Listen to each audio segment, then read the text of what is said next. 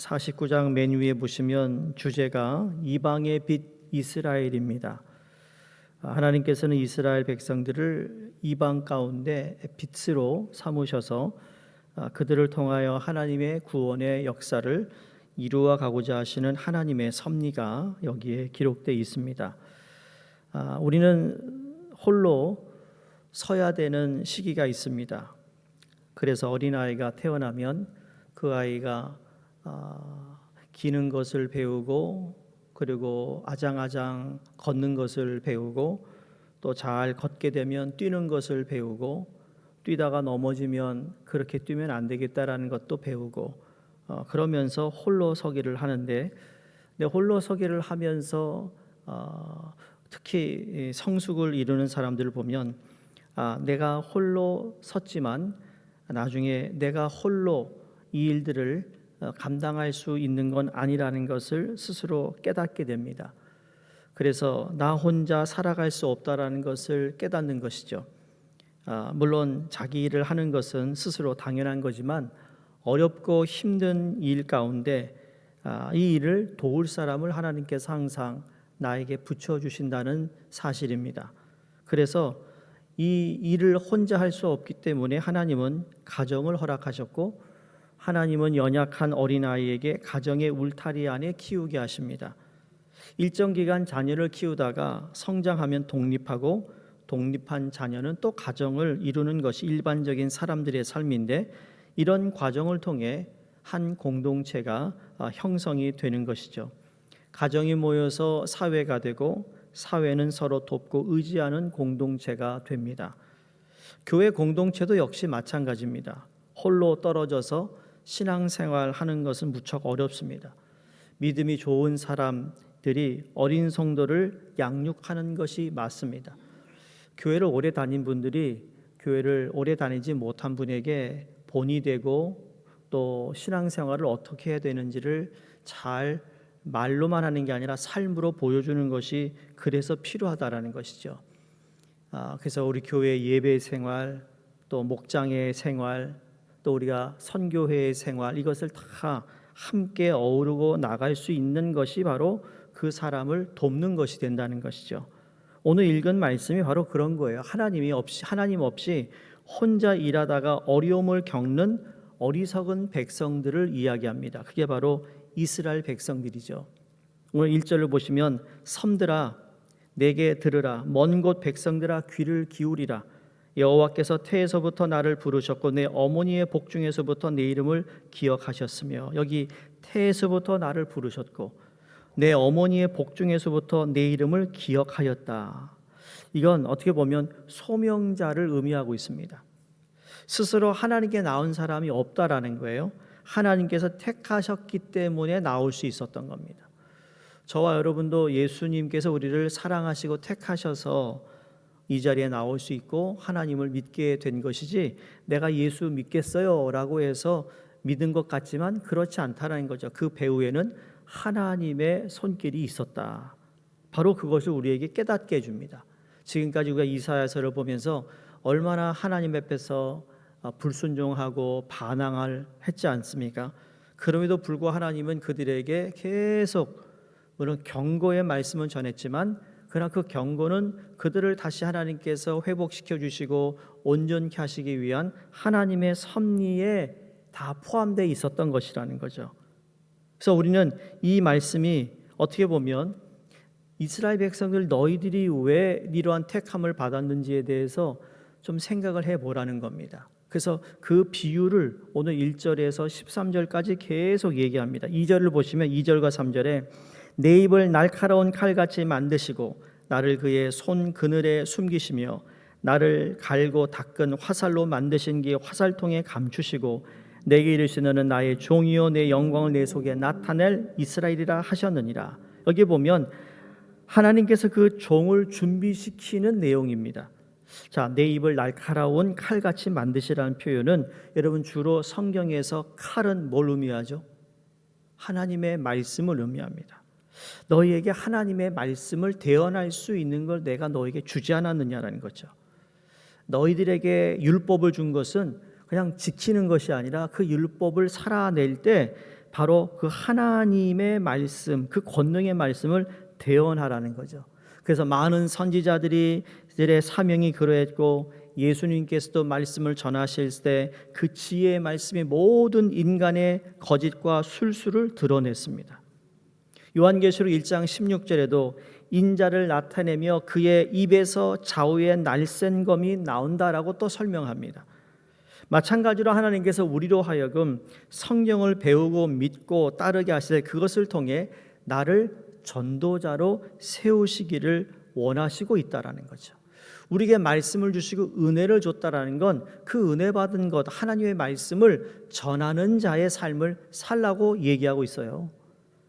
설교자만 설교하는 게 아니라 우리의 작은 삶 가운데서도 그 말씀을 내가 함께 나눌 수 있는 것, 말씀을 나눌 수 있는 공동체, 그것이 우리의 목장이 될 수 있고 또 선교회 모임이 될 수 있고, 그런 모임 가운데서 말씀이 나올 때 말씀의 능력이 나타난다는 겁니다. 내가 무슨 말씀을 신학교 가서 공부한 것이 아니라 할지라도 하나님의 영이 내 안에 임하셔서 그 말씀이 나를 위로하시고 은혜가 되고 용기를 주고 힘이 된 것을 전할 때 그게 사람들에게 마음의 감동을 준다는 것이죠. 그러니까 내 심령에 하나님의 말씀이 심기워지면 그것으로 하나님께서는 날카로운 칼같이 역사하시는 겁니다. 한번 생각해 보세요. 이 칼 같은 역할을 하는 그게 내 삶 가운데 늘 내가 지니고 다닌다 생각해 보시라고요. 일본의 역사를 보면 사무라이가 그냥 나라를 다 지배할 때, 그다음에 메이지라는 새 나라를 꿈꾸는 사람들이 사무라이를 다 없애버리잖아요. 역사에 보면 일본 역사에 사무라이를 다 차단합니다. 죽여버립니다. 왜? 사무라이에 있는 한 자기들이 꿈꾸는 이 현대의 국가를 건설하기가 아주 힘들거든요. 왜? 사무라이의 정신이 얼마나 강한지 몰라요. 이런 그 사무라이가, 이것도 이제 하나의 설일 수도 있지만 일본의 이 역사를 조금 읽어보면 사무라이 칼을 차고 다니잖아요. 이게 서부의 카우보이랑 비슷해요. 그런 말 있죠. 미국 사람이 만나면 Hi, how do you do? 그러면서 악수를 하잖아요. 그 하는 이유가 있대잖아요. 야, 나 총 쏘지 마. 그럼 먼저 손을 내민다는 거예요. 마찬가지 일본의 사무라이 지나가면 굽신굽신하고 이거 고개를 안 숙이면 칼로 목을 벤다는 거예요. 그래서 일본 사람이 더더욱 막 하이 막 이렇다는 겁니다. 그러니까 이게 어떤 진짜 팩트에서 이런 말이 나왔다라는 거죠. 왜 말씀을 드리냐면 그러니까 무서우니까, 칼이 무섭고 그 총알이 무서우니까 먼저 내가 손을 내밀고 먼저 내가 굽신거리는 문화에서 우리 악수가 나온 것이고 다 그렇다라는 거죠. 그런데 만약에 그 정말 사람들이 두려워하는 하나님의 말씀이 내 안에 있다고 한번 생각해 보시라는 거예요. 물론 사람을 두렵게 하기 위한 말씀을 갖는 게 아니지만 그 권능의 말씀이 나를 내 영과 혼과 관절과 골수를 쪼개는 능력의 말씀이 내게 먼저 적용이 되고 그 말씀으로 살아가는 사람들의 삶 가운데 여러분 하나님께서 분명히 영광을 받으실 거라는 겁니다. 그 다음에 보세요. 2절에 하나님의 손 그늘에 숨기신다는 표현과 화살을 화살통에 감추신다라는 내용이 나옵니다. 하나님께서 택하신 종을 사용하실 날까지 인도 보호하심을 의미합니다. 하나님께서 아기 예수를 태어나게 하시고 베들레헴에서 헤롯의 손에서 건져주세요. 공생의 삶을 시작하시기까지 모든 것을 하나님 인도하시고 지켜주세요. 물론 하나님께서 보호하시는 모든 과정이 안락하고 편안한 그런 요람은 아닐 수 있습니다만 때로는 그게 외양간일 수도 있었고 목공소일 수도 있었고 광야일 수도 있는데 그러나 모든 삶의 쾌적 속에 함께 동행하시고 그 종을 훈련하시고 세우시는 하나님의 보호하심이 소명을 감당하도록 도우신다는 겁니다. 그러니까 하나님 우리에게 야 가서 말을 좀 복음을 전해라. 그냥 복음을 전해라라고만 하신 것이 아니라 복음을 전하러 나아가는 자들에게 하나님께서 처음부터 끝까지 인도하시고 보호하시는 하나님이라는 것을 다시 오늘 이 2절 말씀을 통해 허락하고 있다라는 거예요. 그러니까 성도님들, 우리가 하나님의 말씀대로만 살겠다고 오늘 이 아침 결단하고 내 발이 이제 세상을 향해 나아갈 때 하나님이 보호하시고 도와주신다는 것을 꼭 믿고 나가시기를 바랍니다. 자, 4절에 그러나 나는 말하기를 내가 헛되이 수고하며 무익하게 공연히 내 힘을 다하였다 하여도 참으로 나에 대한 판단이 여호와께 있고 나의 보응이 나의 하나님께 있느니라. 이 말씀은 하나님께서 택하신 종들도 때론 사명을 감당할 때 허무와 실망감에 빠질 수 있다라는 겁니다. 여러분, 신앙생활하면서 허무 아니면 실망이 없었던 사람은 한 사람도 없습니다. 하나님께서 아브라함을 부르셔서 수없이 많은 후손과 땅에 대한 약속을 주셨지만 그의 생애의 약속의 자녀인 이삭은 딱 한 명뿐이었어요. 여러분, 아브라함이 그렇게 많은 복을 받았는데 소유한 땅이 딱 하나밖에 없어요. 땅 하나 딱 소유하고 하나님이 데려가 세상을 떠났다니까요. 그 땅이 어딜까요? 가나안 땅이라고요? 어머나, 아니에요. 가나안 땅. 사라의 장지로 사용했던 막벨라 굴이 전부였어요. 그것도 그 동네 사람들이 우리가 아브라함 선생님 얼마나 우리가 신세를 졌는데요. 사모님의 무덤 우리가 그냥 드릴 테니까 거기다 잘 장례 치르세요. 아브라함이 아니, 돈 주고 샀어요. 왜 그럴까요? 딴소리 들을까 봐.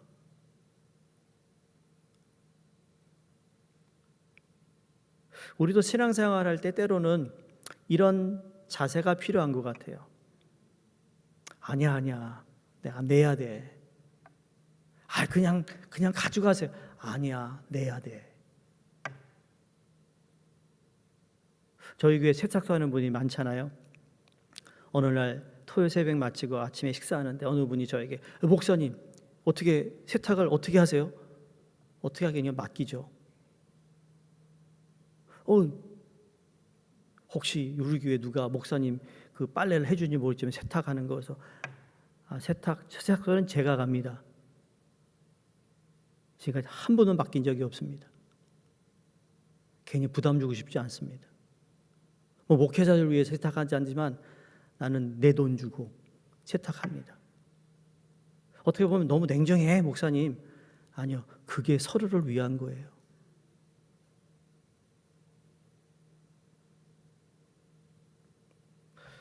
목사가 어떤 옷을 입고 있다, 그것도 시험거리가 될 수 있어요. 대단한 옷도 아닌데도 목사님 어떤 양복 입더라, 무슨 메이커 입는다더라, 그 말이 나올까요, 안 나올까요? 나와요. 그리고 이거 돈을 내야 되나 말아야 되나, 또 받아야 되나 받지 말아야 되나, 왜 그런 갈등을 주냐고요. 난 그러고 싶지 않아요. 전 그렇다는 거예요. 목사니까 목사도 혜택을 다 받아야 된다. 물론 받아야 될 것도 있겠지만 그런 건 아니라고 생각하기 때문에 안 맡겨요. 그러니까 자유하시기 바랍니다. 저 목사님 그걸 내가 물어봐야 되나 말해, 혹시 그런 마음이 있어서 감사하지만 괜찮습니다. 걱정하지 마세요. 수선도 마찬가지입니다. 똑같아요. 원리는. 왜 말씀드리냐? 내는 게 맞는 거예요. 또 어떤 그래도 목사님, 아니요, 이게 편해요. 저를 편하게 해주시는 거예요. 이해하시겠죠? 아멘 하세요. 그러니까 우리가 살아가면서 때로는 이 아브라함이 사라의 장지만 소유하고 떠났다니까요. 그러니까 뭐냐면 우리에게 삶이 허무하게 느껴질 때 있어요. 하나님께 열심히 봉사했는데 몸이 아파 병이 들었어요. 자녀들은 신앙 안에 키우려고 했는데 세상 하나님과 멀리 떠나 있는 것을 보면서 하나님을 선택하여 살아온 내 삶이 세상적 기준으로 볼 때 참 이룬 게 별로 없는 것 같고 노후가 잘 준비되지 않은 것 같고 어떻게 보면 이런 잘못한 빈털터리가 될 수 있는 인생으로 느껴질 수 있는데, 그러나 오늘 본문의 말씀은 그런 우리에게 소망이 되어주세요. 4절 뒷부분을 보시면 제가 쉬운 성경으로 읽어드릴게요. 그러나 여호와께서 내 일을 판단해 주실 것이며 내 하나님께서 내가 받을 보상을 결정하실 것입니다. 그래요. 우리의 기업은 이 땅에 있지 않아요.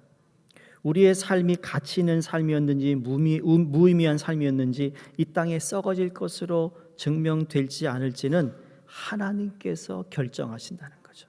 그래서 우리가 열심히 내가 나름대로 신앙생활하고 열심히 우리 자녀도 정말 신앙으로 잘 자라도록 내가 얼마나 기도했는데도 불구하고 그 기대치에 우리의 만족이 없다 할지라도, 여러분, 내가 헛살았나? 허무하다? 실망스러운 마음이 들더라도 하나님 앞에서 내가 부끄럽지 않는 삶을 살았다면 하나님께서만 주실 수 있는 그 평강, 하나님께서만 보상해 줄 수 있는 그 놀라운 은혜가 여전히 우리에게 임하여 있다는 사실을 기억할 수 있기를 주 이름으로 축원합니다. 그래서 오늘 7절에서 19절의 말씀은 하나님의 구원과 회복입니다. 자, 7절만 읽습니다. 이스라엘의 구속자, 이스라엘의 거룩한 이이신 여호와께서 사람에게 멸시를 당하는 자, 백성에게 미움을 받는 자, 관원들에게 종이 된 자에게 이같이 이르시되 왕들이 보고 일어서며 고관들이 경배하리니 이는 이스라엘의 거룩하신 이 신실하신 여호와 그가 너를 택하였음이니라. 자, 예수님의 공생애는 종교, 정치, 지도자들과 백성들의 시험과 공격과 핍박의 연속이었습니다. 주님이 쉴 날이 없었어요. 사역도 쉴 날이 없었고요. 그리고 그 사역을 잘하면 할수록 이 종교 지도자들이 가만히 놔두지 않았어요. 그러나 하나님께서는 예수님을 죽음에서 건지시고 승천하게 하시고 하늘의 보좌에 올리시며 모든 이름 위에 뛰어난 이름이 되게 하셨어요. 그걸 우리에게도 허락하셨다라는 거예요. 그걸 성경에서 그리스도의 반열에 올려놓는다, 그런 의미예요. 비록 이 땅에서 우리가 주의 이름으로 고난을 당하고 오해를 받고 공격을 당할 수 있지만 하나님께서 택한 자녀된 우리는 하나님께서 예수님을 높여주셨듯이 우리를 높이셔서 그 영광에 동참하게 하실 것이다. 그러므로 지금 내 삶이 비록 비루하고 남눈에 보이더라도 낙심하지 말라라고 말씀합니다. 우리의 본향은 이곳이 아니기 때문에 예수님도 고난을 당하셨다면 나도 고난을 당할 수 있는 것이 맞는 이야기고 그게 맞는 생각이라는 거죠. 그러므로 예수님의 낮아짐을 통해 하나님께서 높여주셨음을 바라보셔서 오늘도 내가 주님 앞에서 낮아지는 그러한 삶, 우리의 인생의 최고의 순간이 지금이 아니라 하나님께서 나를 기억하시고 나를 구원하시고 영원한 저 하늘나라에 나를 부르시는 그날이 인생의 최고가 된다는 것을 기억하시면서, 그래서 8절에 은혜의 때와 구원의 딸이 있다는 것을 얘기합니다. 그 때가 있다. 그러니 고개 들고 눈을 들어 하나님을 바라보라는 이 말씀이 우리에게 큰 힘이 되시고 격려가 되시고 소망이 되시기를 주 이름으로 축원드립니다. 하나님 아버지, 넘어지고 또 쓰러지고 지치고 힘들어하는 우리의 삶이 있다면 끝까지 포기하지 않고 우리를 긍휼히 여기셔서 사랑으로 우리를 붙드시고 구원하시고 위로하시고 회복하시는 하나님의 은혜를 바라보게 하여 주시옵소서. 우리가 하나님의 백성들로 이 땅을 살지만 하나님 때로 그 빛을 비춰야 하는데 비추지 못한 우리의 참 어리석고 부끄러운 모습이 간혹 있습니다. 하나님, 그럼에도 불구하고 끝까지 우리를 빛나게 하시기를 원하시는 하나님의 그 섭리와 뜻에 우리가 다시 한번 순종하고 나갈 수 있도록 도와주시옵소서. 오늘도 하나님의 손으로 우리를 붙잡아 주심을 믿습니다. 오늘도 우리를 미시고 도우시고 또 우리의 생각과 우리 마음에 있는 것들, 또 우리의 육신의 연약한 모든 것들 주님께서 회복시켜 주실 분임을 믿사오니 말씀의 권능이 우리 가운데 나타나도록 도와 주시옵소서. 감사드리며 예수 그리스도 이름으로 기도드리옵나이다. 아멘. 우리 함께 기도하겠습니다. 오늘 말씀처럼 우리가 신앙생활하고 살아오면서 낙심이 되거나 또 허탈감이 들었다면 오늘 말씀이 여러분의 큰 위로가 되기를 바랍니다. 두 번째로 오늘부터 우리 주일학교, 우리 여름 성경학교가 시작됩니다. 모든 전도사님들, 또 우리 선생님들, 우리 참석하는 어린아이들에게 정말 하나님의 빛을 비추어 나갈 수 있는 놀라운 축복의 시간 되게 하시고 안전을 지켜주시고 건강을 지켜주시고 그들이 배우는 모든 내용과 찬양 가운데 성령께서 역사하여 주시옵소서. 함께 기도해 주시기 바랍니다. 아울러서 알바니아의 최조영 선교사님, 남아공의 곽용섭, 안성준 선교사님 위해서도 우리 함께 기도하겠습니다.